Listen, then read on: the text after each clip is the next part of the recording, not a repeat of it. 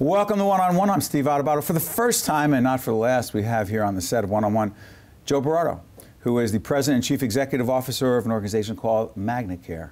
Yes, sir. Good to see you. What is MagnaCare? MagnaCare is a health plan, statewide, New York and New Jersey. We serve, we just broke 1 million members, actually, this past January. How hard is that?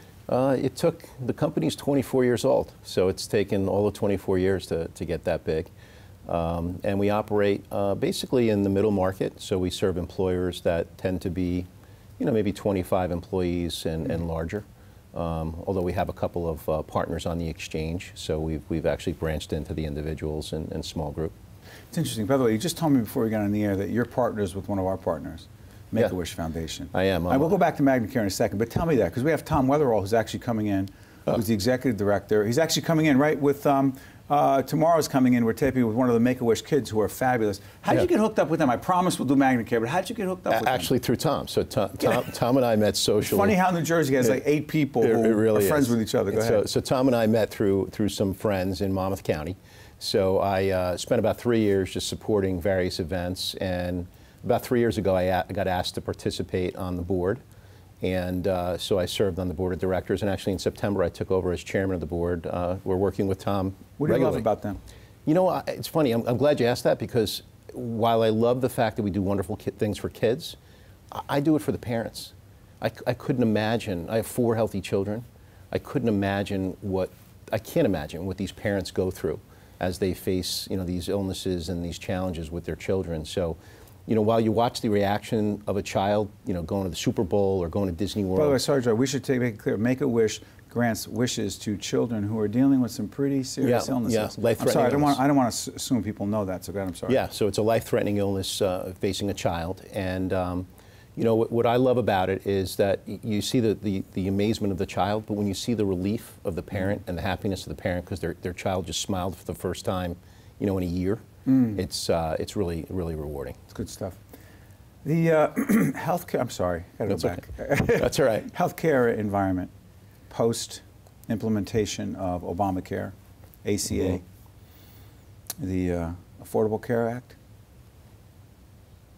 Question. How challenging is this environment, not just for an organization like yours, but more importantly for consumers? Well, you know, it's completely confusing. It's very disruptive on all accounts, whether you're a consumer, whether you're somebody like me running a company that serves businesses, whether you're a provider, and I know you've got all those constituents that either participate in the show or watch. Sure. You know, on the consumer side of it, I think what's really frustrating is they don't exactly know where to go, what plan they should choose, you know, what are the rules. I also feel like going into January 1st, because of the news, everybody felt rushed, that they had to make a decision by January 1st, when they really had till the end of March to make decisions as individuals, and well, the small group exchange has been postponed a year. But I think what I tell everybody is sit back, ask questions, go to the websites, meet with the navigators, try to understand what your family used in the last few years as far as healthcare goes, and then make decisions. If you're an employer, again, you know, most of the things that can impact you from a fine or a regulatory perspective have been pushed off a year. So, you know, take this time to make sure you really understand, you know, what are you required to do.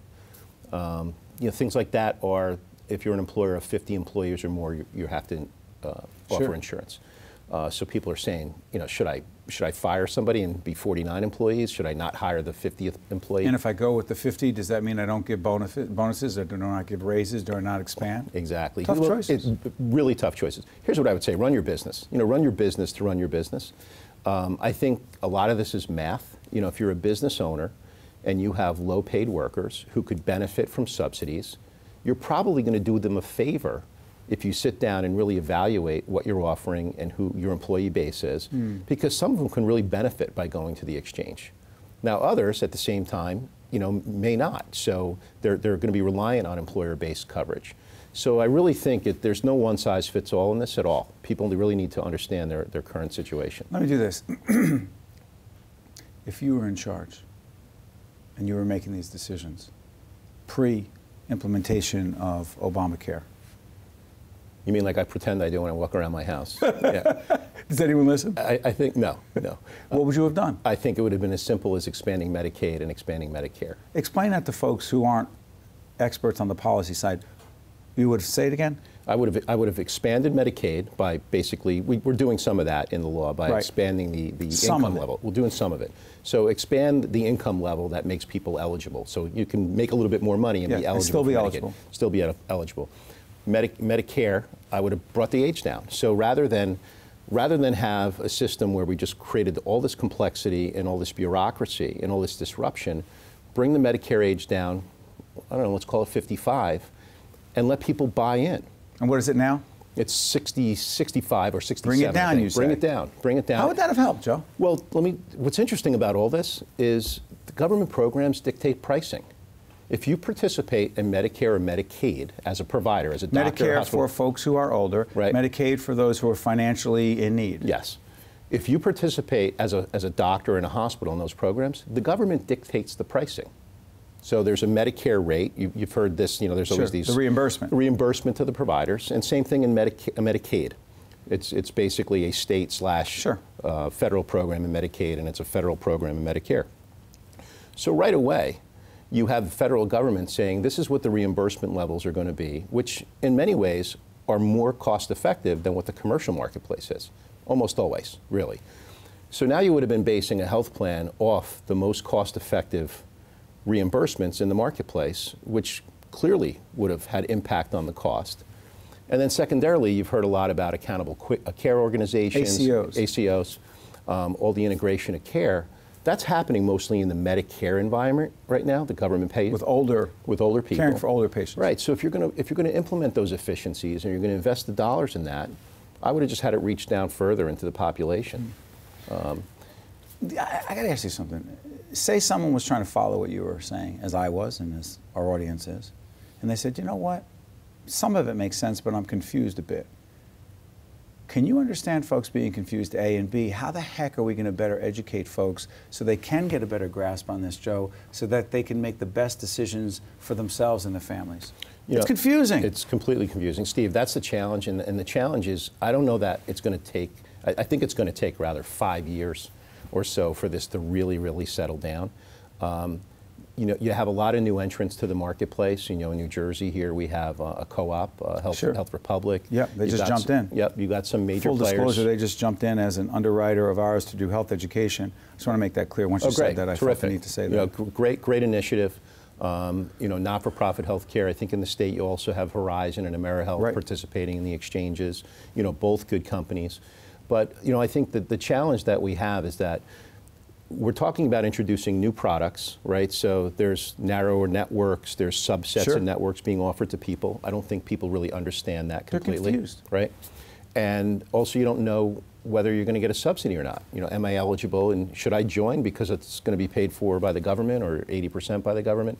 So I think it's going to take, at least this next year for people to understand some of the mistakes they might have made by joining or not joining. And then it's going to take 2-3 years beyond that for the system Final to settle question: down. the role of the media in all this?